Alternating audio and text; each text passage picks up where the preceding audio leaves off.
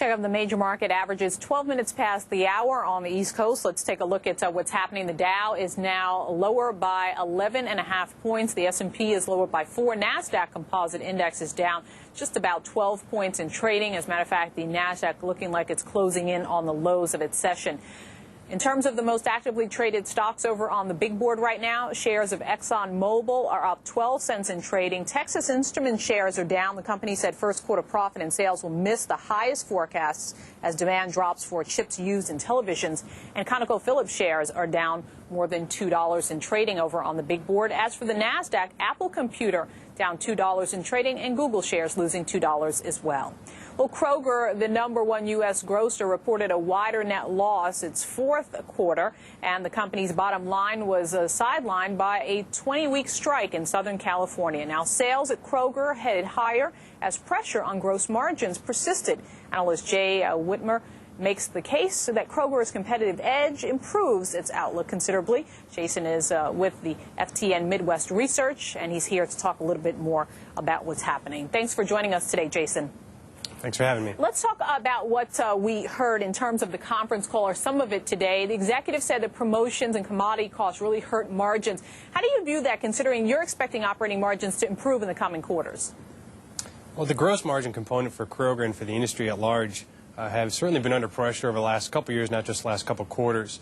The competitive gap versus the food retailers against some of the quote-unquote non-traditional food retailers like Walmart and club stores has been pretty wide on pricing. That's something they've been progressively trying to narrow and work against, and by doing so, it's really put a pinch on margins and deeper than expected in many cases. And for Kroger, I think they've been first to invest in pricing over the last few years, and I think they've had their fair share of troubles trying to balance that with their sales initiatives. But the gross margin component has been the biggest trouble spot for them, specifically over the last couple of years. Let's talk about competition, because Kroger generally does better than competitors, especially in relation to Walmart. Why do you think that is? Is it the lower prices?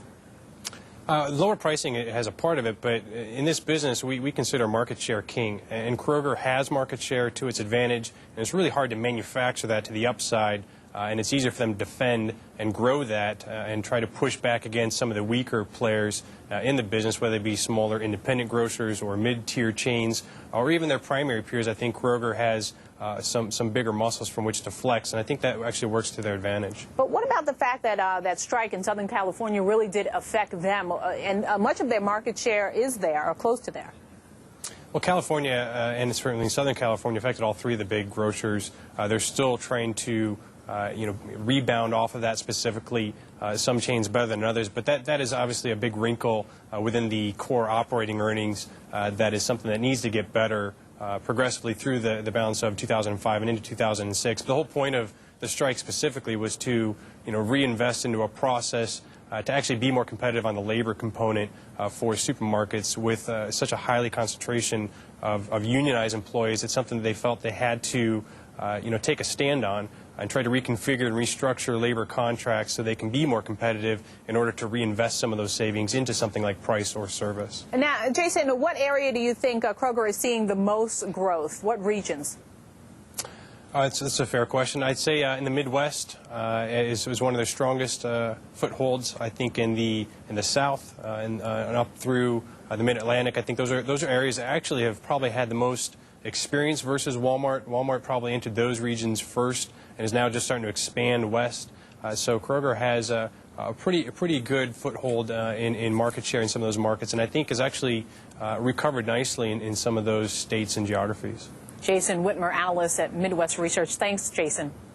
Thank you. Well, BHP Billiton just got bigger. The world's biggest mining company dished out more than $7 billion to make it happen. Plus, that cup of joe is getting more expensive. Coffee prices have soared.